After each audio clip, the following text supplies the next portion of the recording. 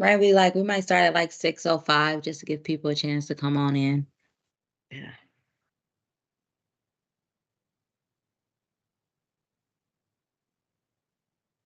Okay. Sounds good. Thank you, Greg. And also, Amy and Bethany, we're going to have you guys share your screen so that you can control the presentation. Yes, I have it all pulled up and ready to All go. right. Sounds All right. good. Hey, So I'll Councilmember. just let Bethany know when I need something to move forward. Yep. Yeah.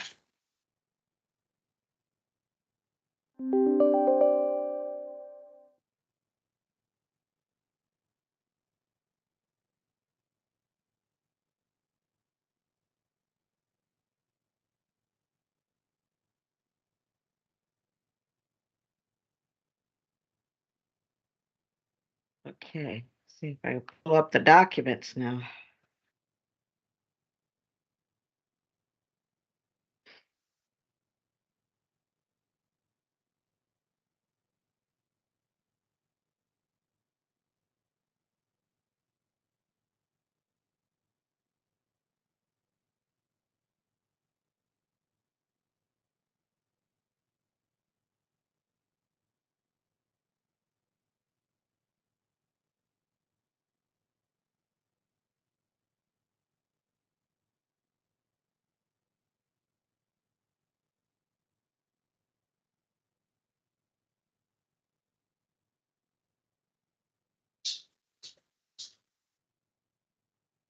Tori, Yes.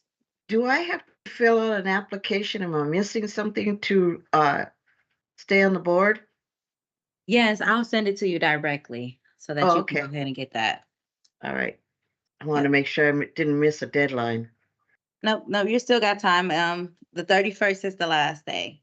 Oh, okay, good. So I'll go ahead and send it to you now so you'll have it at the top of your email. Thank you. Appreciate it.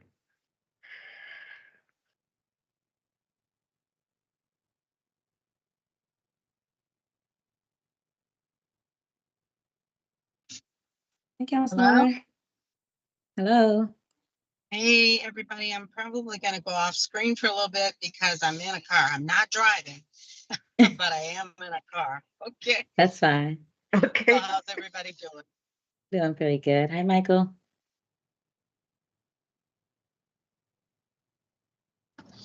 Hi, how are Couldn't get you? away, Doing pretty good. couldn't get away and back in the cities, but I'm on my way back to the city. Still wanted to attend the meeting. Please forgive me. Thanks. All right, thank you.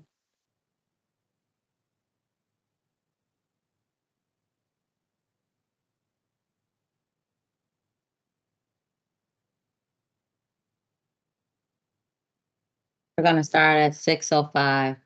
So I'll give people 3 more minutes to come on in. I know that Vanessa said that she's coming. She's trying to log in now. And let me see about Councilmember Pacheco.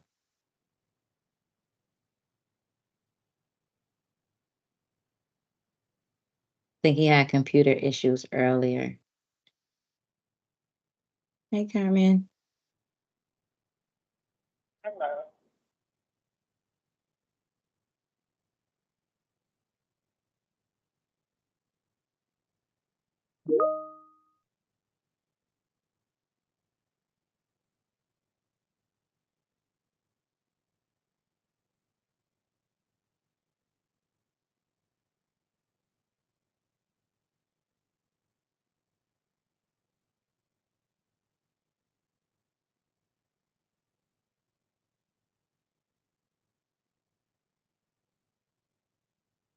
I'm going to give Councilmember Pacheco a ring on his phone to make sure that everything is okay on his end.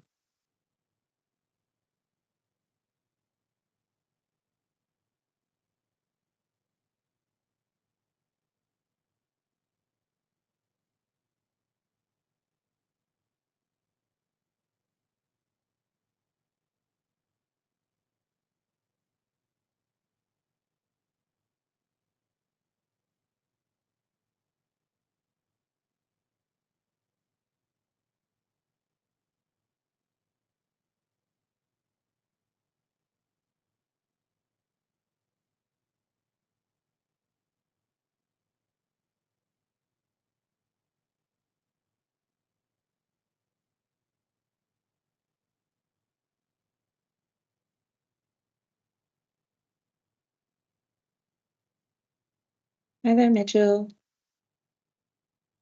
Oh, sorry about that. Just had some No difficulties. worries. We're still waiting on Councilmember Pacheco, so I'm reaching out to him now. So you're right on time.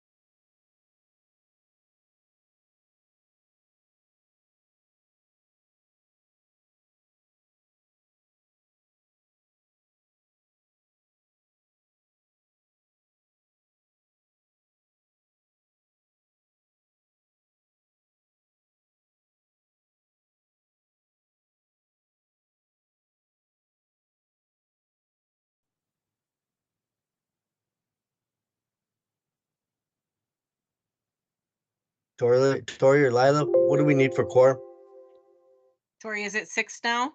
Yep, 6. we have 6 people.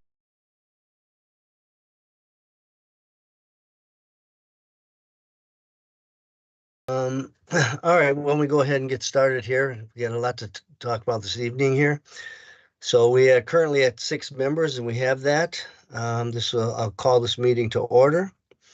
First agenda item we have is approval of agenda. But if there's no objections to the agenda as presented, I will assume that it's ready to go and we don't need to vote on this one. So is there any other objection?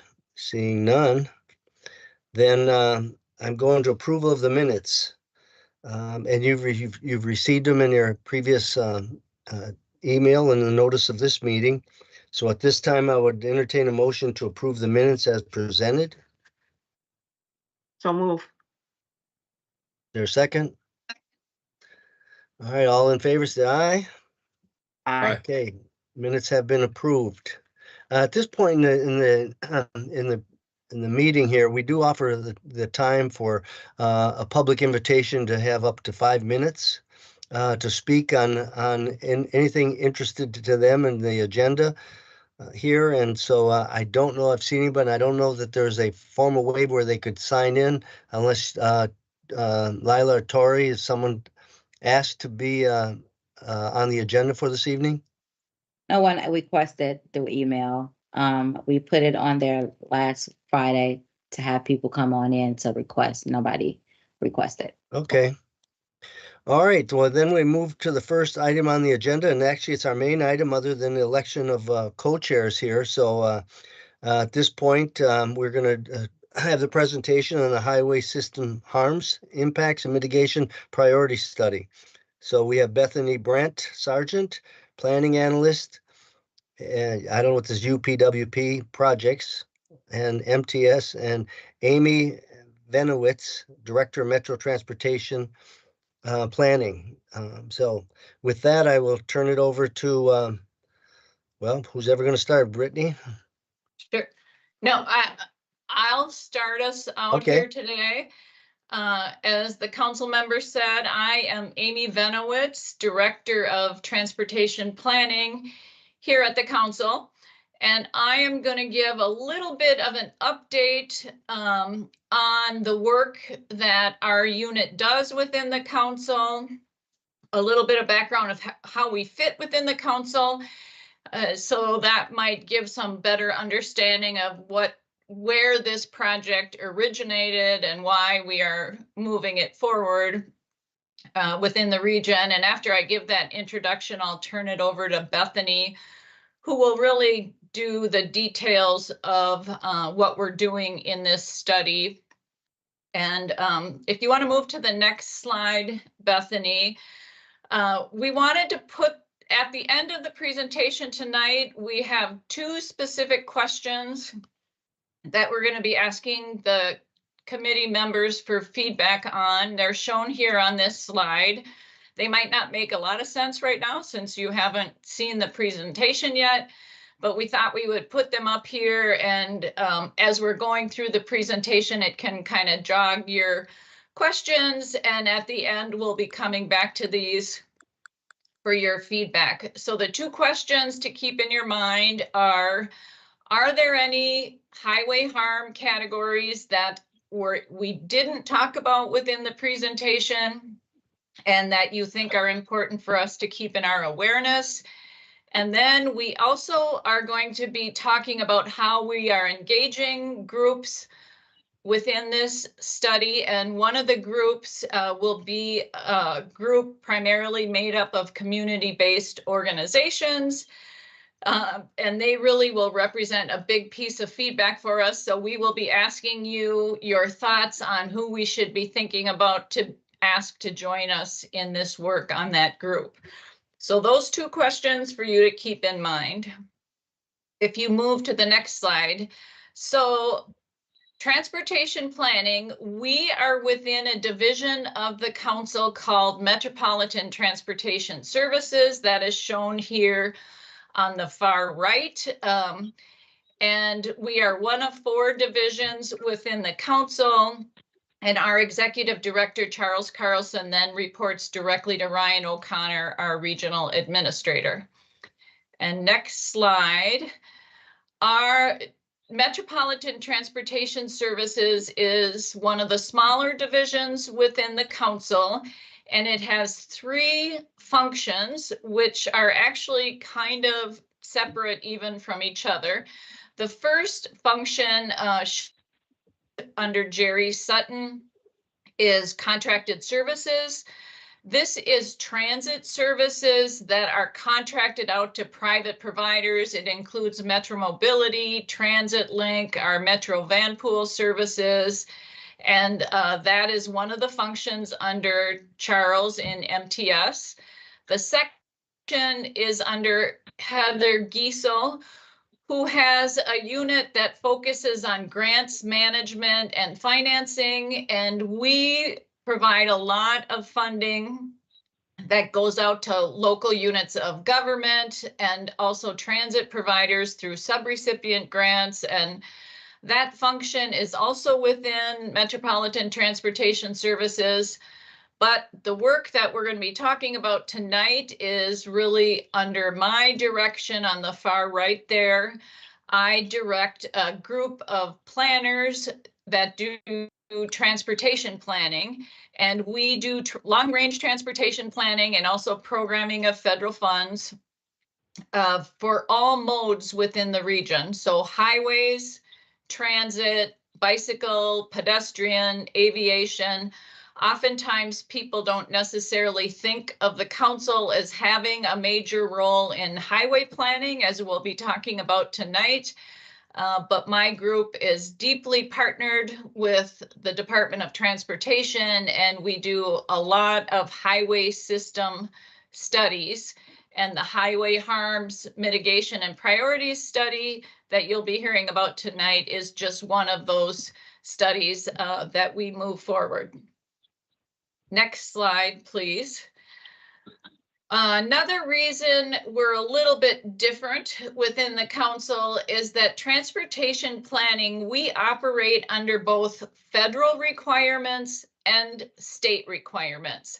And in fact, my unit is 80% federally funded, and the work that we do is known as Metropolitan Transportation Planning, and the council is our Metropolitan Planning Organization. I won't go into detail on that, but that is a federally required function, the MPO work of the council. As the MPO, we run a coordinated transportation planning process. We partner with cities and counties and agencies throughout the region to make sure that we are all on the same page when it comes to planning our transportation system. As part of that work, we then perform long-range transportation planning studies, and we also do the long-range transportation plan. The highway harms study that we're talking about tonight is one of those studies that, and I'll talk about really how it fits into our framework of thinking. And then another federal role is that we receive about $250 million directly receive of transportation funds every 2 years, so about 125 million every year, that the council and our partners allocate to projects throughout the region every year. And so the study that we'll be talking about tonight will help inform how we think about spending those federal funds. In addition to our federal role, we do also fall under state planning work. As with the rest of the council, we develop a long-range transportation plan similar to the wastewater and parks long-range plans. And then we coordinate the development of our regional transportation system with the growth and land use that is occurring throughout the region. And we partner with local governments to help them think about our regional system and also how their local system, transportation system, should connect and work with the regional system. So that's more in the technical assistance activity. Next slide, please. As I mentioned, our group, we are big into partnering with cities, counties, the DOT. We're required to do that under federal law, but it's also really a good way to develop your transportation plans and to make sure everyone in the region is on the same page with where we are going in the development of our system. As part of that partnership work, we have what is known as the Transportation Advisory Board, or TAB.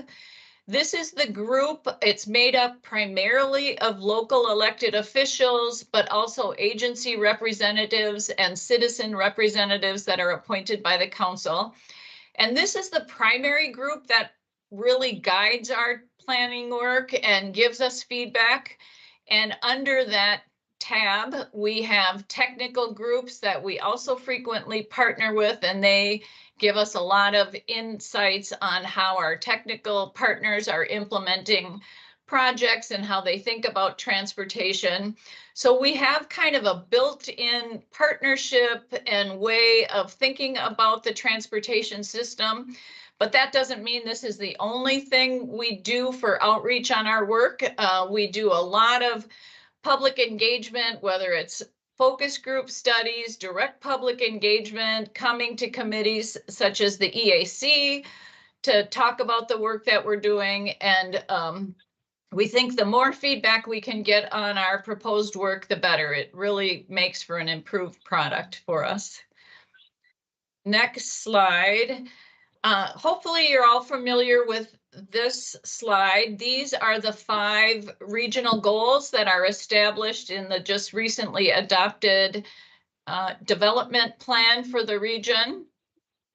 The work we're going to be talking about tonight, the Highway Harms, Impacts, and Mitigation Study, really falls under the Healthy and Safe Communities goal and is working to help us implement and think about that goal. But because we know that our highways are primarily located adjacent to overburdened communities, communities that have high concentrations of low income, people of color, and just have been overburdened with the presence of the highways. We also are recognizing that this work that we're talking about tonight really also is focused on helping us meet our equitable and inclusive communities goal. So it's really those top two goals that we're focusing on with this work. Next slide. As part of the transportation policy plan, we take the regional goals that we were just looking at on the past slide, and we ask ourselves, what can transportation do? What should we be doing to help us work towards these goals within the region? And we establish under each goal what we call objectives and policies. And shown on this slide are some of the objectives and policies that relate to the highway harms work you'll be hearing about. But I do kind of want to point out the second bullet on the left, we have an objective in the policy plan that we will repair and eliminate disparate and unjust impacts and harms to Black people, Indigenous people, and people of color.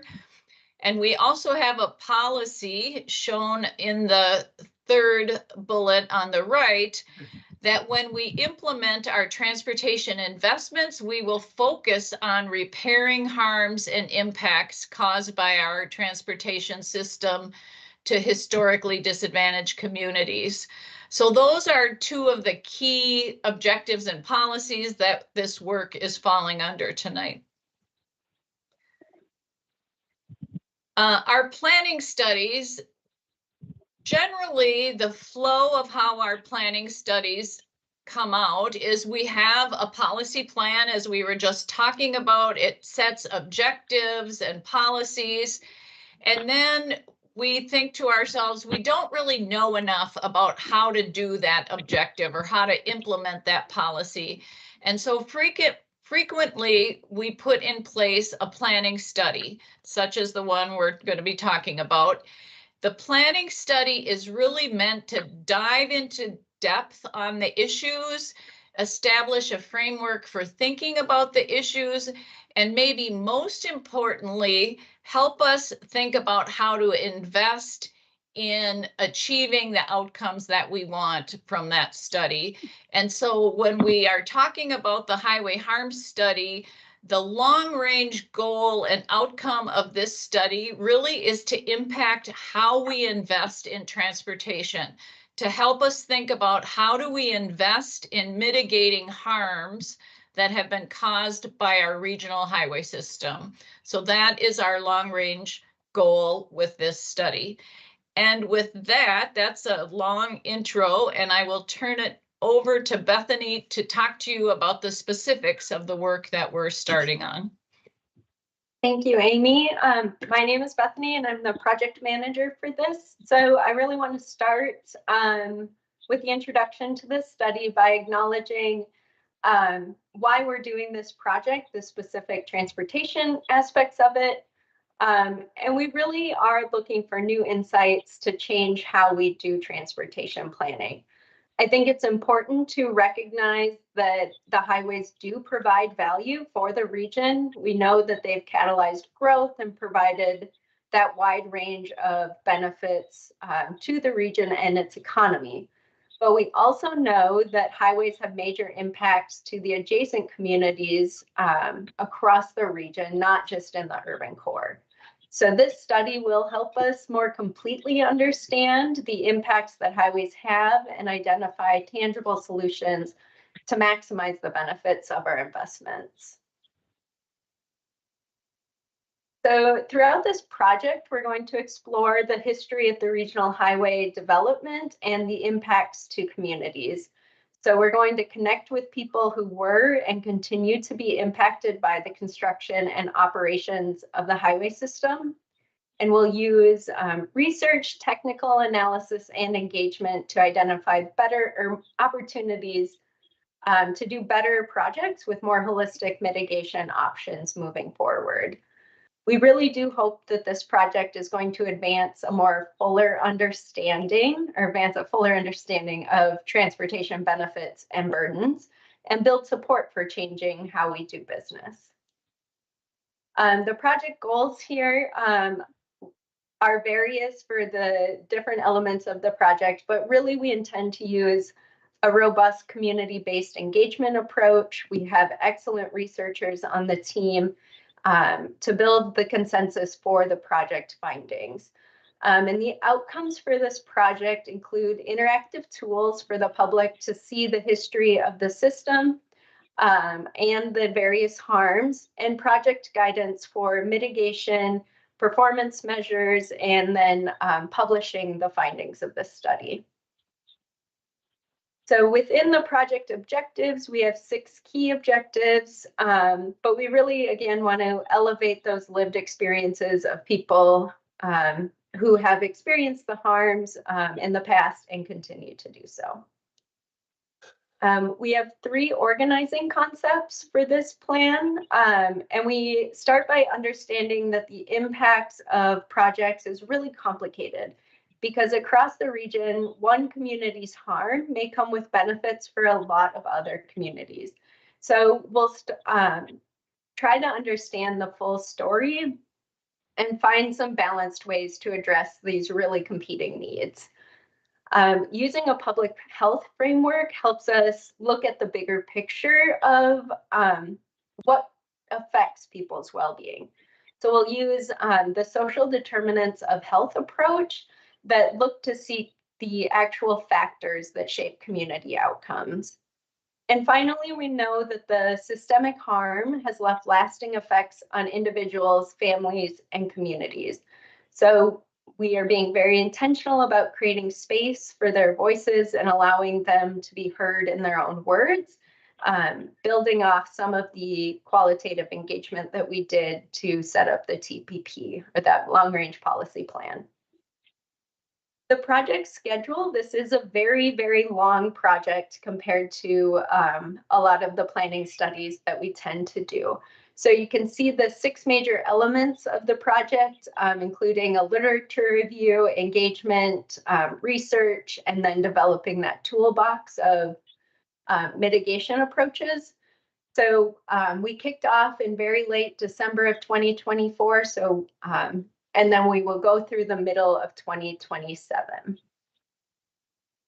The research approach to this study, and this is one of the questions we are coming to you tonight with. So the research team has begun to identify some of these harms categories based on what we know already. And then they will be doing a pretty rigorous academic literature review to continue to build on that knowledge. And then the harms are organized into various categories, which are shown on the right side of the screen. And then evaluation of these harms. A lot of these harms will have quantitative data that can help support our findings, but quite a few are going to have qualitative evaluation methods. And then mitigation methods will be developed and tested on pilot corridors from across the region, so we can make sure that the mitigation approach that we are recommending actually can address the harm that we've identified.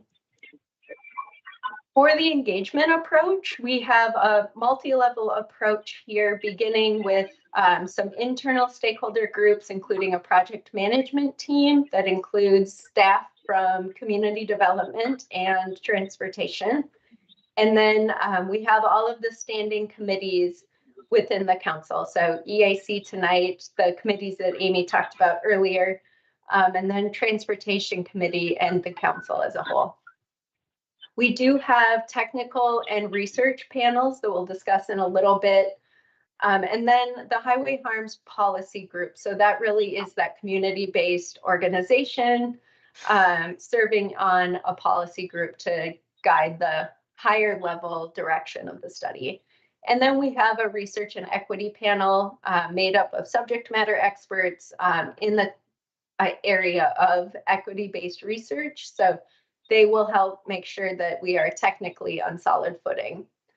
And then for external community engagement, we're going to continue to work on the community, work with the community-based organizations, including the list that we've attached. So that's the second question for tonight.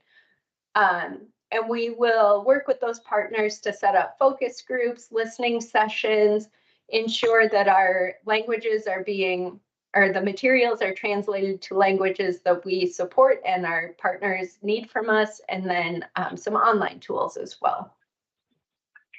So for the advisory groups, we have the technical committee, which will be city, county, and state representatives across a variety of subject areas. So that will include transportation engineers, community development, economic development, public health, a wide range of experts from across the region as well.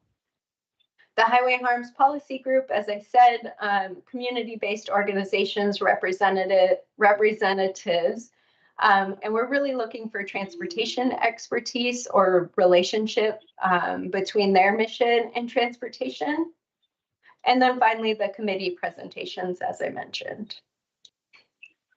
So for the Highway Harms Policy Group, we're looking for about 8 to 10 community-based organizations that have worked on highway projects or community development or transportation experience.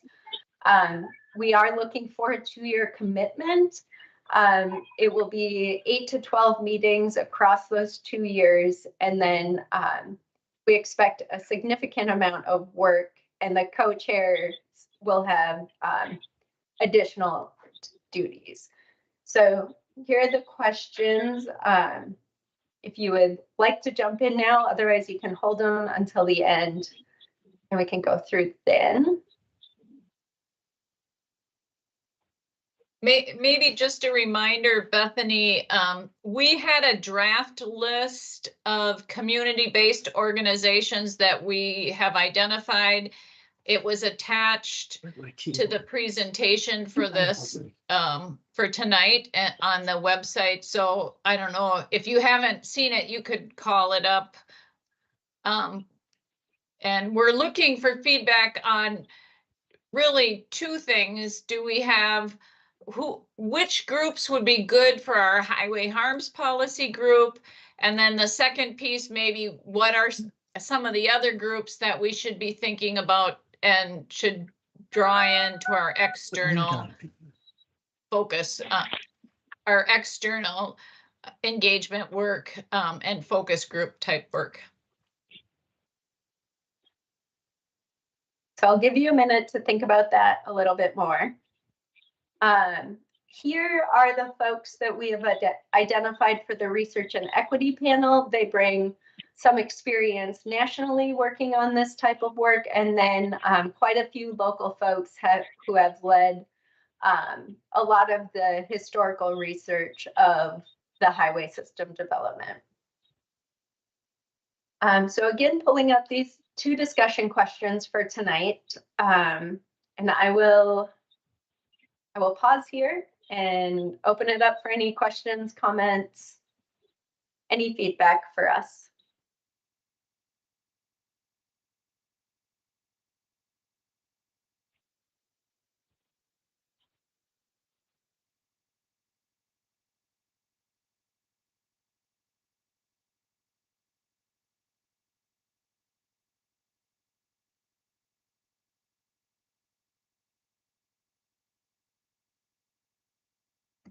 Well, I think that was a good presentation. So thank you for that. I'm just trying to digest it. Yes. Yeah, I There's a also lot of work content for in one of the here. orgs, so I don't really want to. I don't know. I don't think it's a conflict of interest, but I don't want to really speak too much on it just in case. Well, we would certainly, if your organization has transportation experience, we can certainly add them to the list for folks who would connect us to communities for focus group work. So that would be helpful. Yeah, we're already on the list, so that's kind of why I said it. Okay, perfect. Yeah, but we can talk about that because I wanted to talk about some other transportation related things to this. So maybe I'll just save those for maybe like a different meeting. just to kind of talk about it. Yeah, and you, my contact information and Amy's is at the end of this PowerPoint. So if ever you have questions or comments that are coming to you tonight, you can feel free to send us those whenever. And we can work with Tori and Lila to set something up. Sure. Bethany, can you flip backwards to the categories of harm? There we are. So on the right of this slide, these are the types of harms that we've already identified. Obviously, traffic safety, crashes, fatalities, connectivity and access. A lot of times people think of highways as providing access and connectivity, right? That's their purpose. But we're trying to recognize here that highways also are barriers, and for the adjacent communities, they often disconnect, and sometimes the access is not improved at all for the adjacent community. We've identified health, air, noise, light type pollution. One thing I would say, and we got this feedback in a meeting a week or so ago, that we are thinking of harms that are very direct to the adjacent communities, people who live right by our highway system. But we brought it to a group of planners, and they had a lot of questions about what I would call system-wide harms, like, the whole system maybe could function better if it had been built in a different way. Maybe we could have had different benefits on a system level. And one of our responses is, while those questions are interesting, we do want to be clear that this project really isn't looking at that type of an outcome, like is there a better system we could have? We are very much looking at specific corridors and then identifying the types of harms that those corridors experience. So at the end of this project, we would have a list of the corridors and maybe a matrix that says these corridors, inordinately experience harms in the category of noise or light, and so that's, and then the follow-up to that is, what can we do? How can we invest to mitigate that harm? And as I said earlier, that's really where we want to go, is to have transportation implementers start thinking about not just how to implement improvements to the system, but to look backwards and say, how can I go and mitigate harms that people are currently experiencing?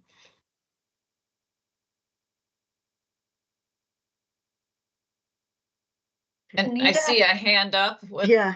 Yeah.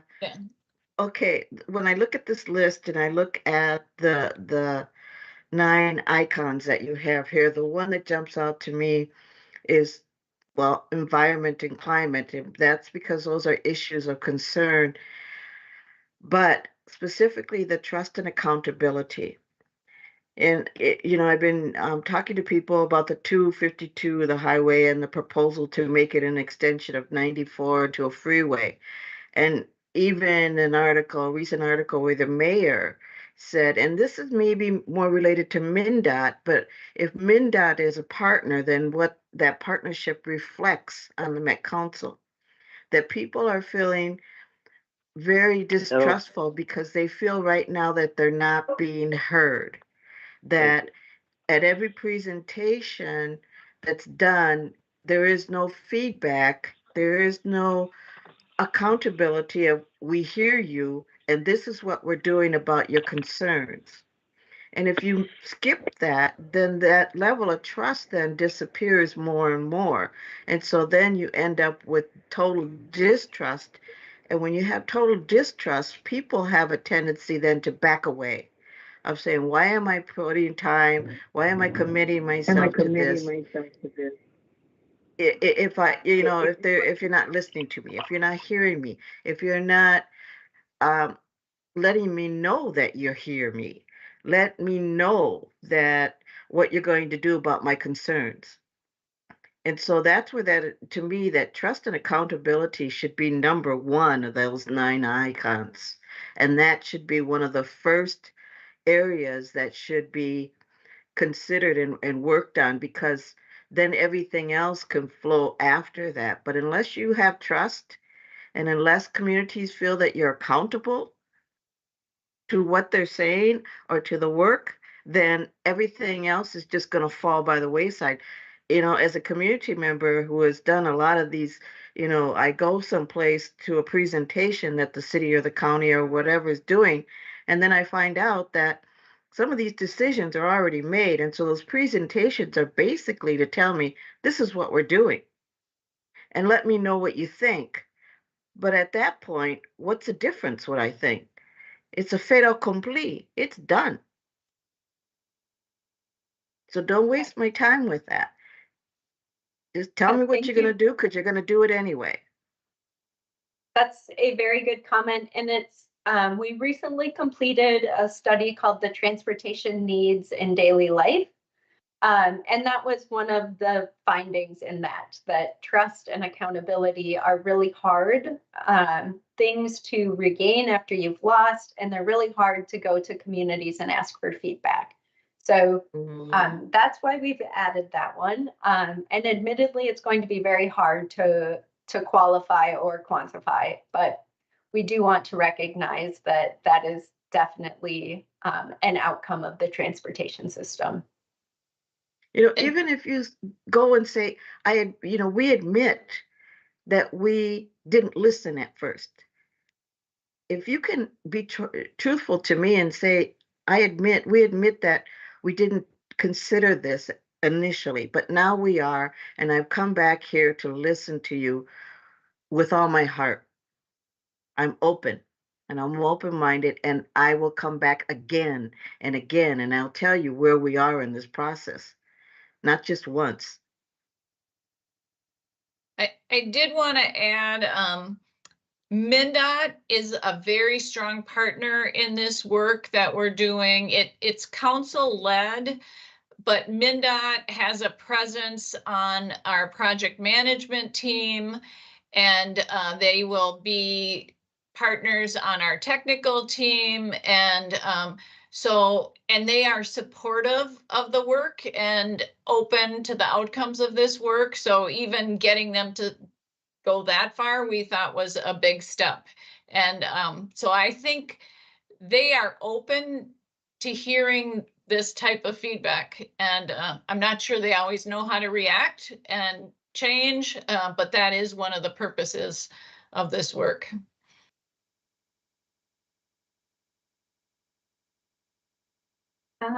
There's another hand here. Yeah, Council Member Carmian? I'm actually a community member. Oh, but thank you. I wonder if this is a first of its kind project that you all are undertaking, or if it's modeled after some other work that you've done. Just seeing how these sorts of projects have happened in the past and the outcome, the impact that community voice has been able to have in transportation systems, I think could be helpful in building some of that trust. And I think it'd be great to know as well, just in general. Yes, so this, as far as we can tell, this is the first kind of study like this. We have some similar types of studies that we modeled our approaches on. The transportation needs in daily life is one of those. So I can provide that link to Tori. And that was our first effort into qualitative engagement, and we are very comfortable with the quantitative work. So that's the basis of this study. And can you repeat your second question? I'm sorry. I think that you covered it. The fact that it's first of its kind would make it impossible for you to answer my next question, which was examples of the types of change in transportation systems that had come about as a result. Yes, engagement is very hard to demonstrate, especially on projects, because you do a lot of engagement at the beginning, and then it sits for years and people forget about it and they wonder what happened. And it's really that nothing has happened yet. So that will be really important as we do engagement for this study. One of the things that we're really focusing on is those feedback loops for, this is what we heard in your focus group. Is this correct? And as we go to, bringing those up to findings, it is, did we summarize these focus groups accurately? Here is what we found, and we send it back out. So that is the one commitment I can make in this study about how engagement can influence the outcomes. The rest of it will be up to those implementers at local governments.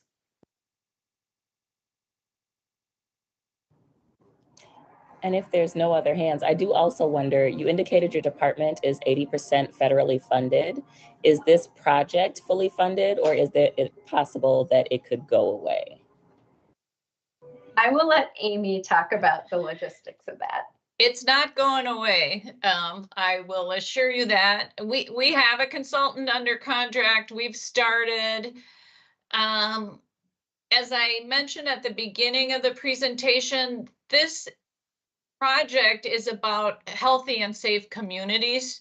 So while we know the communities that are adjacent to highways, it's for all communities that are adjacent to highways. But within that, of course, we know that underrepresented, overburdened communities are the majority of those communities. So it really has applicability throughout the region.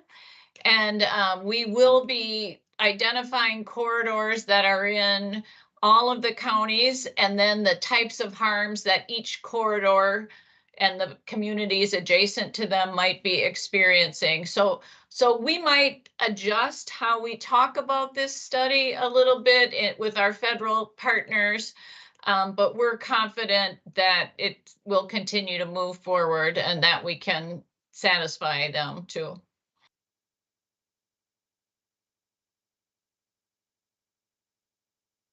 At the next hand.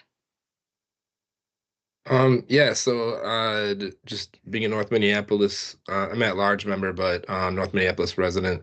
And I've done a lot of research and seen a lot of negative impacts of Olson, and basically just getting crisscrossed by light rails that one never happened, and now people simply can't afford to live there anymore. And we've officially hit the point where people can't. We're kind of in crisis mode. And I think, like, if you're talking about looking, there's no shortage of examples of how these impact adjacent communities. So I guess just throughout that process, I mean, the real voices are the people that are often gone already. They've already been displaced.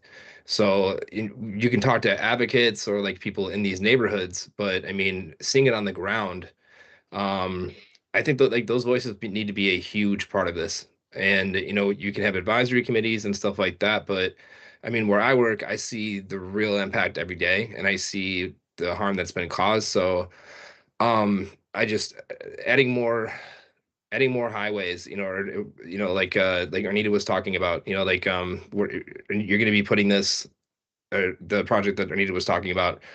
I just feel like we're getting. I feel like just echoing what she said, it's like you're always ahead of us, and we're kind of like trailing behind. And by the time that it's being addressed, we're in crisis mode as neighborhood organizations. And like right now we are. So I would just really, I mean, if you're going to have focus groups, just really encourage you to actually meet people where they're at, find them, because I feel like a lot of times in this work, people will go and just kind of talk about things and talk about the plans, but you really need to hear the way that this has affected people. And I can tell you that all day, but I'm an advocate. I'm not the person that, has to take a job, off the grid now because my funding got cut. Now I got to work, you know, and I just, yeah, I just really want to like reinforce the fact that like whatever research is done and whatever comes out of that, I think is really important for us to see. Like, what have you looked at specifically? What is the harm that you've seen? What are your efforts to address past harms? Specifically, you know, Heritage Park, Harrison, I mean, all over North Minneapolis, but I just think access to data, information, and transparency is key. So I would really encourage you to, you know, share that data with us in the community. Yeah, Thank you. thank you for that. I talked about the feedback loops for the focus groups, but the community-based organizations are really the conduit that we have to people experiencing those harms. So that's why we really want to make sure that we have a robust list so that we can connect with those communities. And then we do have a website up. There's not a lot of content on there because we have not really started the bulk of the work, but we can certainly keep this committee updated on what we're finding, and then make sure that you all are satisfied with our feedback loops and responses.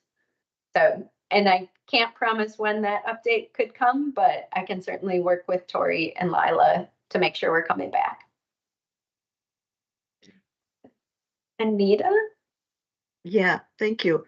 The second question I had is around the mitigation, that mitigation toolbox. Who will be creating that mitigation toolbox? Would it be the community groups? Will it be MnDOT? Will it be Met Council? Will it be, everyone that's involved?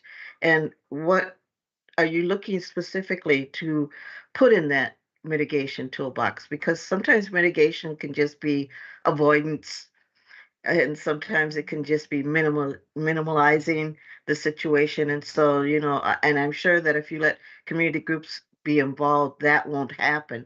But I'm just, now that I see mitigation toolbox, what that means to you.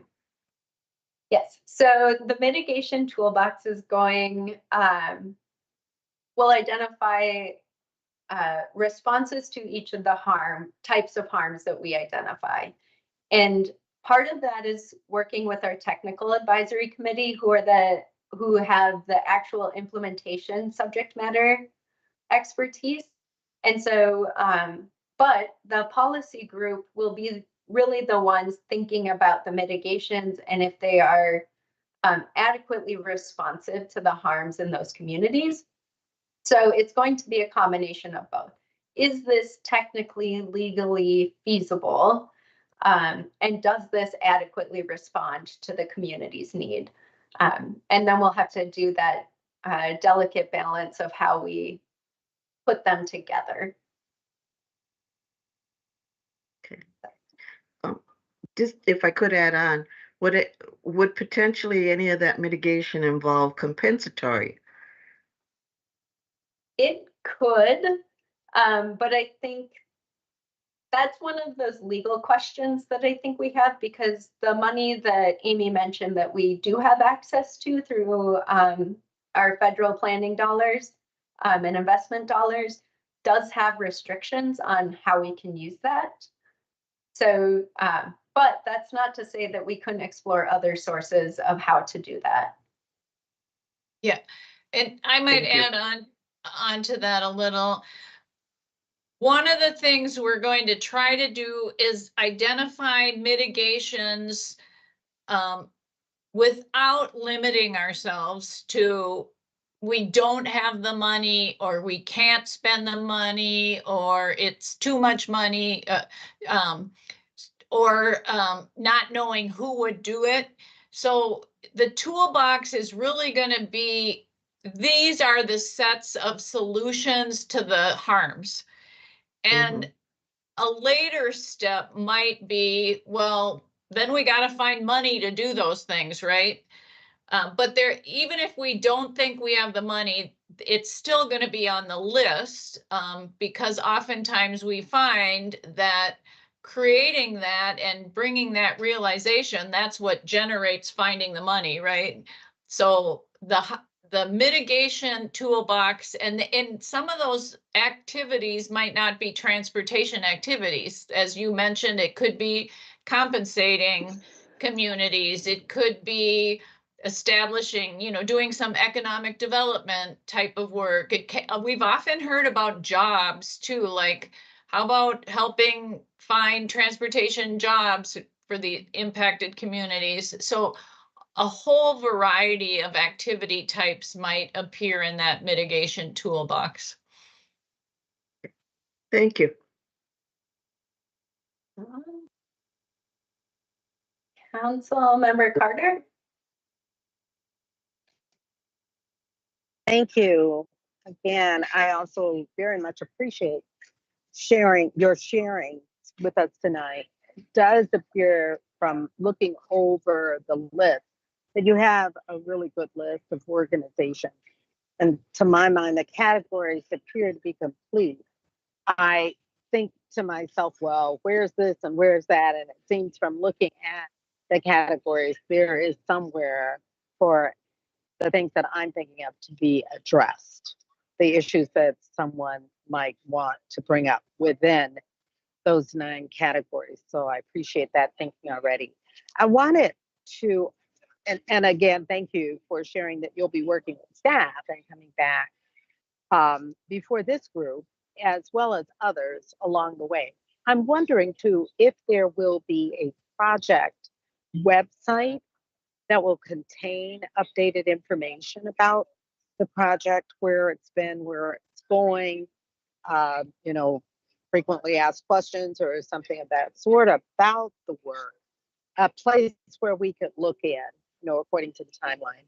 And even perhaps, is there a way, I know you've got community engagement going on in a lot of ways, is there a way that individuals could put a comment on the website just for general engagement?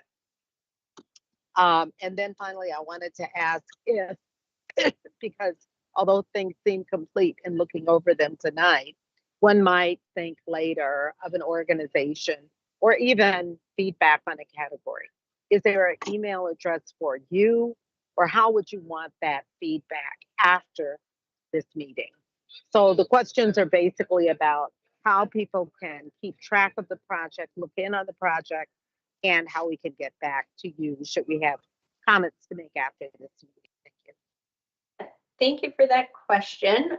My and Amy's contact information is at the end of the PowerPoint slides that were attached to this meeting.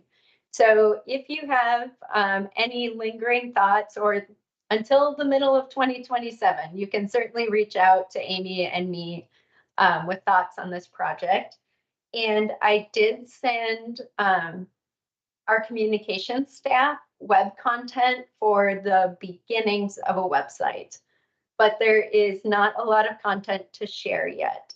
But we do anticipate online engagement opportunities that will link to the council website. So there will be future opportunities when we get to those stages for individuals not associated with those organizations to participate. So, and I will send Tori that link for the website to send up to this group. Thank you. Then we have member Carmine.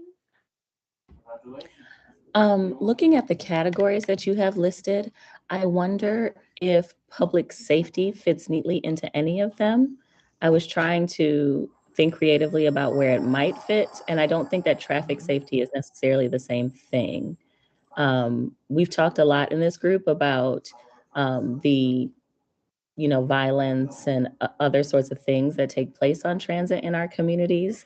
And then on the flip side of that same issue is the over policing that then results because they're trying to address the safety issues on transit, those sorts of things.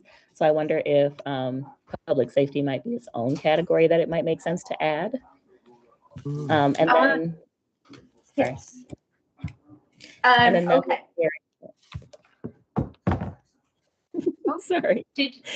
Another area I wonder about, I've attended a few of the Blue Line meetings in my community, And one of the conversations folks from South Minneapolis have mentioned is like damage to their foundations and things like that as a result of the trains running close to there. I don't know if that would fit into any of these categories neatly either. Okay, I'm going to start with the public safety one. So we have heard both of those sides of the public safety discussion through engagement in the transportation policy plan work and through that transportation needs and daily life study. So we do have some policies that seek to address your personal comfort on transportation facilities, which does address that behavior element on transit. And then there are a couple other actions within the TPP that suggest we need to do work on our policing aspects of transit. And then furthermore on that issue, that was one of the findings from the transportation needs and daily life. So we have incorporated it where we can. Both of those policies fall under our healthy and safe goal. So we may find that it rises to its own harms category like we did in the needs and daily life study. But for right now, based on the goals, it would fall in that transportation and traffic safety piece. And Amy's got her hand up.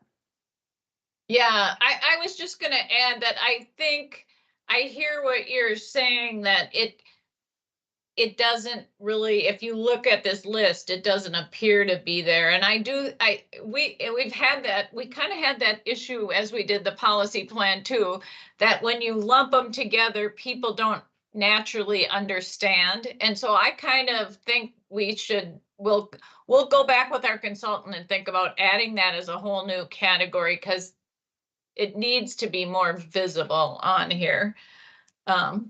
So thanks for that input. I think that is missing on our list. And then in response to your blue line question, a lot of the mitigation with train noise and the physical disruptions of the vibrations from the train operations is mitigated through their process.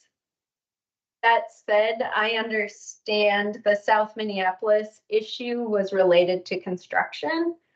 And so that may not be an opportunity that we can address in the policy and investments, but certainly it was hard to foresee, but it could come up again. Thank you. That clarification is helpful. Okay, I can't see when people have raised their hands, so I'm just going by here. Is there more questions? Oh.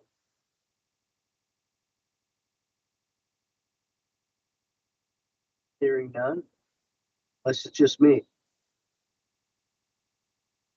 I do not. Pacheco, I don't. Oh, go ahead. Yes, I don't see any more hands here either. So I can probably move to our next steps if that's okay with everyone. Sounds good. I can see it now. Perfect. So our next steps are really finalizing the foundational plans for engagement and research. We're doing our initial presentations. You all are the second group we've seen, and there are quite a few more coming up. And then we'll start scheduling those advisory committees in the next few months. So again, here is our contact information, and please reach out if anything comes to you later tonight or until the end of the study. We're happy to hear feedback.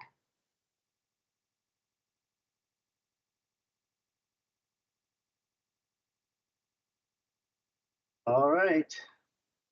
I think we're ready to move on to the next item on the agenda, which is electing new co-chairs. Yes, Anita? Sure. Okay, I thought you were just waving at me. All right. Thanks. I was just saying goodbye to the presenters. Thanks. Yeah, I thought you were raising your hand. Lila, do you want to start the nominations process? Hello? I'll start the process, Council Member Pacheco, if that's okay.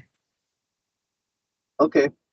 So we have one person that reached out to say that they wanted to become co-chair, but she is not here today. I reached out and I didn't hear anything from Samara. So we are not able to gather her statement today. Is there anybody else that wants to move forward with becoming co-chair that's here today? It has to be a community member or someone that is on a district seat, so an at-large seat or a district seat. All right, we have a hand raised. So how this process works is you have 2 minutes to say or give some feedback on a statement on why you would like to become co-chair. Then after that, we'll open the floor up for people to ask questions to the person, and then we'll vote. So being that we only have one person, and we had Samira, but she didn't make it to the meeting today, so we're going to move forward with what we have. So go ahead, Carmen. Yeah, I don't think I'll need a full 2 minutes.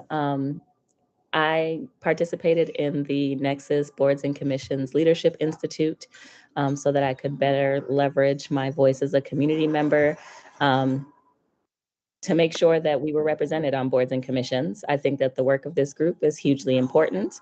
And I'd like to participate in ensuring that that work moves forward smoothly and just to support the group.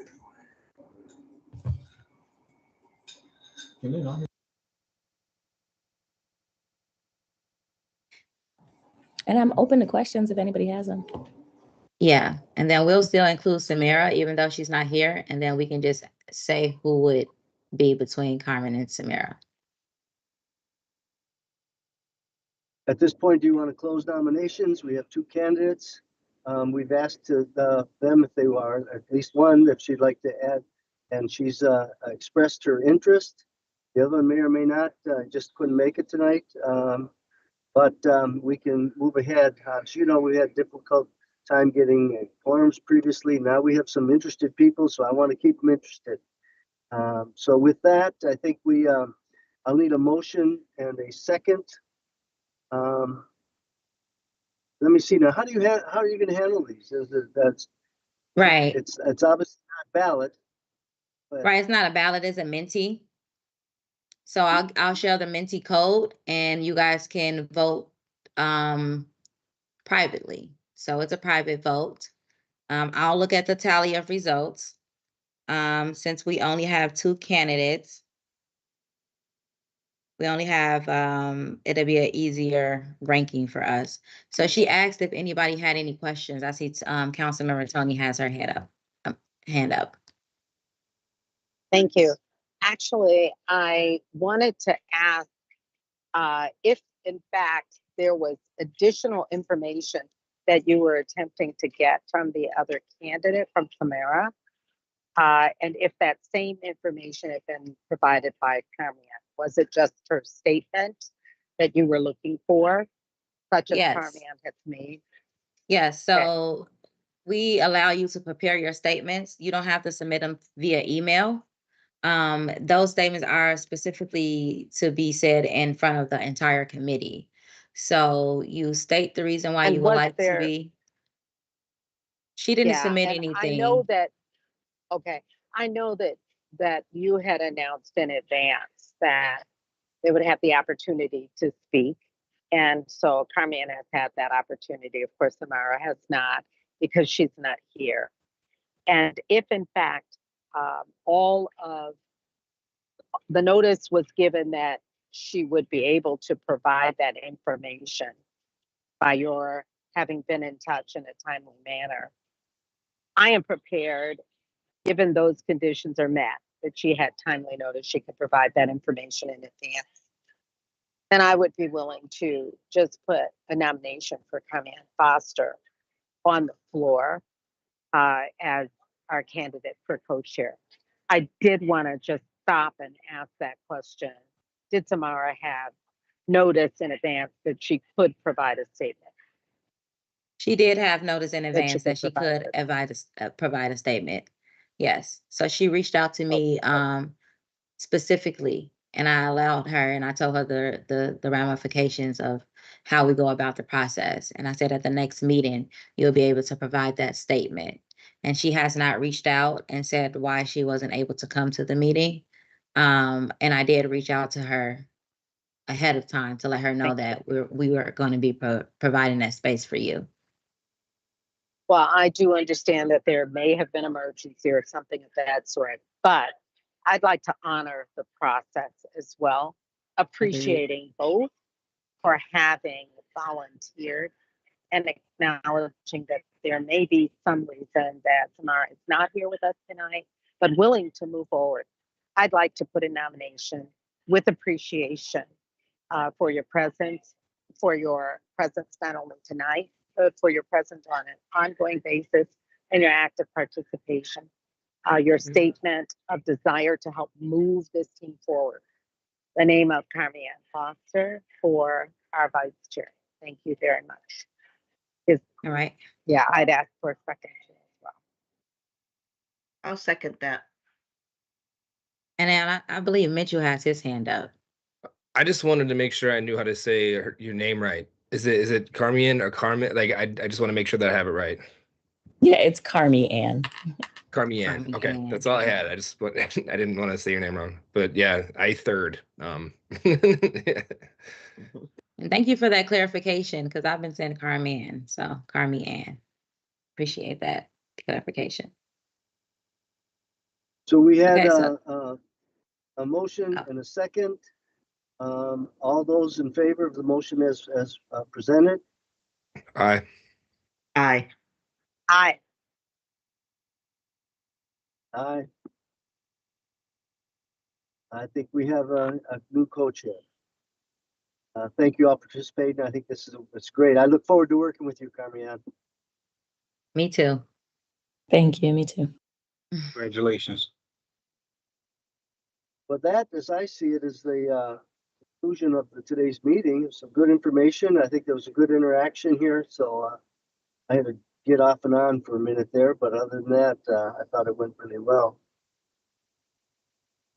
Is there anything else that someone wants to either comment on or suggest, or we had a little time here, and otherwise we can all appreciate the weather and do something else. But if there's any other comments you'd like to make, please do. Yeah, I just want to make a comment. I mean, I thought it was a great process. I just wanted to say that in the future, candidates that we get a complete bio of each candidate, and that would help. But I'm confident you made a great decision based on what we had. I'll add that to the I would like to. for next year. Councilmember Carter.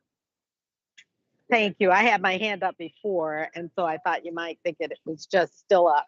But thank you for calling on me. I wanted to acknowledge that our staff did a really good job of getting the information into the website in advance for us for this meeting tonight. And I want to say thank you so very much. It helps be able to go on and see what the agenda is going to be and prepare by looking at the slides.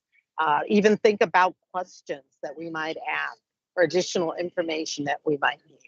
So I just wanted to acknowledge that, say thank you, and with prayers that we continue to have advanced information on the website in the future. Thank you so very, very much. I know it takes a lot of work, and we appreciate it.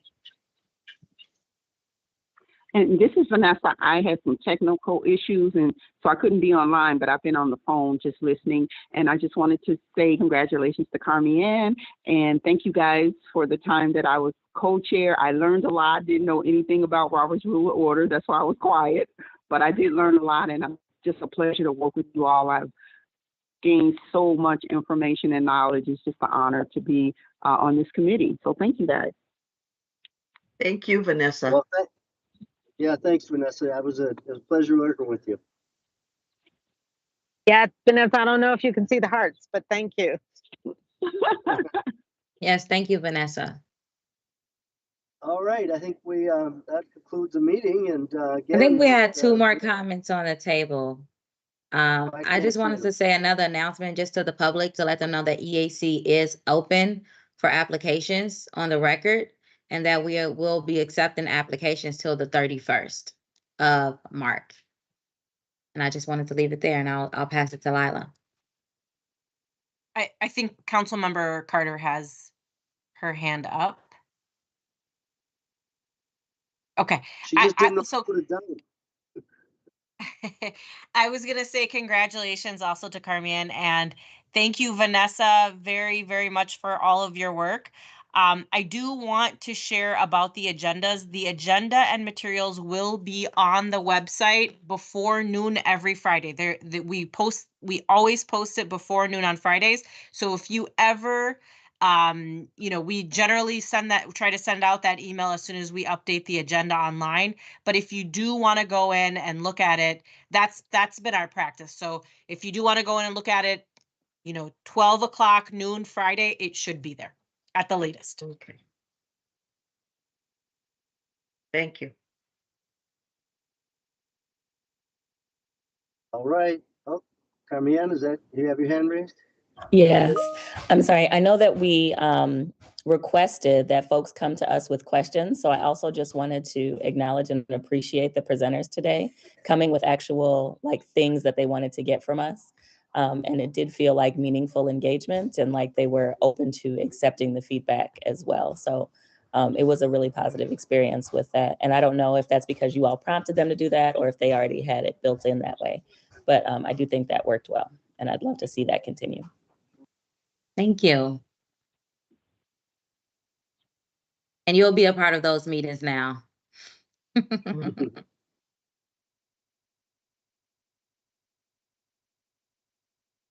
Well, I'm looking around, I'm not seeing any hands up. So at this point, then I would, since there's no further business before the body, I would adjourn this meeting. Thank you, thank you. Thank you, guys, and have a blessed day. Thank you. Good night, everybody. Thank You, council member. Bye. Have a Bye-bye. great day. Thank you. Tori, should I just look out for an email with next